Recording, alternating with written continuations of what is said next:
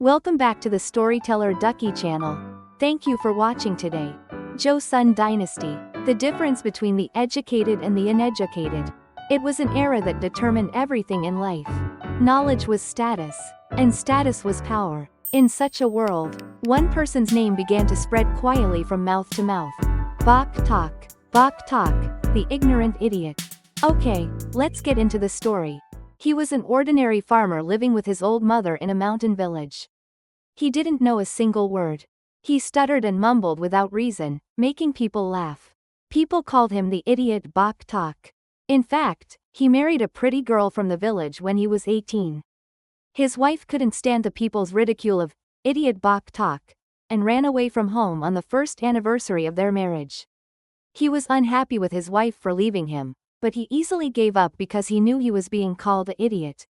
Still, he had to eat and live for his old mother, so he worked hard chopping firewood in front of the house. After chopping firewood with great difficulty, he sat in the most comfortable position and stared blankly at the sky. It was his favorite thing to do during the day. In the meantime, the voices of the neighborhood women could be heard over the fence. "Hey, that guy doesn't have any smarts.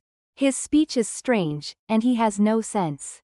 He's such a fool." He ran away to his wife. But what's so good about him that he's just looking at the sky like that? Is something really wrong in the brain? Oh my, I feel bad for his old mother.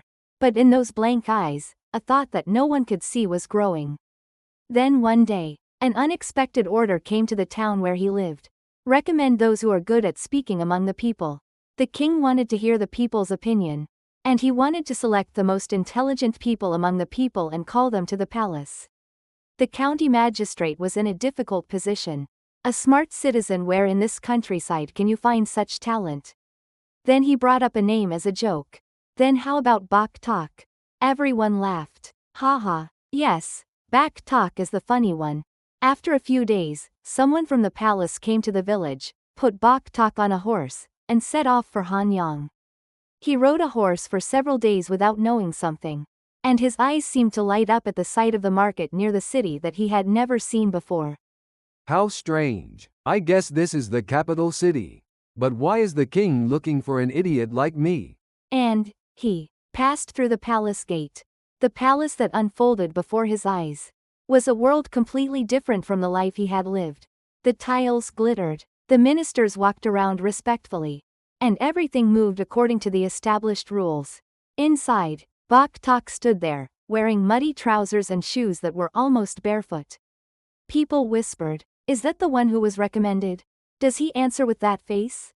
At that time, the official in charge of recommendations stood before him. "Are you Baak Tak? You will soon meet His Majesty. Be polite in your speech, and if you do not speak nonsense, you will not be able to avoid death today." When Baak Tak heard the word death, he was so curious and scared as to why he had come here. After hearing the official's frightening words for about 20 minutes, he finally entered the room where the king was in the palace, trembling with fear. Finally, Baak Tak bowed his head and sat down before the king. The king looked at him with curious eyes and said, "You said you were Baak Tak?" Baak Tak nodded with a trembling voice. Yes, I am Baak Tak, Your Majesty. The king smiled. Which came first, the heavens or the earth? The palace became quiet. Everyone thought that this ignorant young man would try to explain it away. But Baak Tak bowed his head for a moment. And after thinking it over, answered. The earth came first. The sky, where could it be without the earth? The king's eyes widened. The ministers were in an uproar. The king asked again. Then why do we have 2 ears and 1 mouth? Baak Tak did not hesitate at all. I think it is the principle that we should listen more and speak less. The palace was enveloped in silence. This young man, contrary to his appearance, had amazing intuition and logic. The king praises Baak Tak on the spot. Although he has not learned to write, he knows the ways of the world. And he gave him a small official position, and ordered him to be put in a position to look after the people. In that position, just a few minutes ago, there stood Baak Tak, who had been called an ignorant idiot. Baak Tak couldn't believe the situation, but he was so happy that he wasn't being told to kill him. No, to ask a country bumpkin like me, who is called an idiot, to take care of the village. Your Majesty. Ha ha ha ha ha.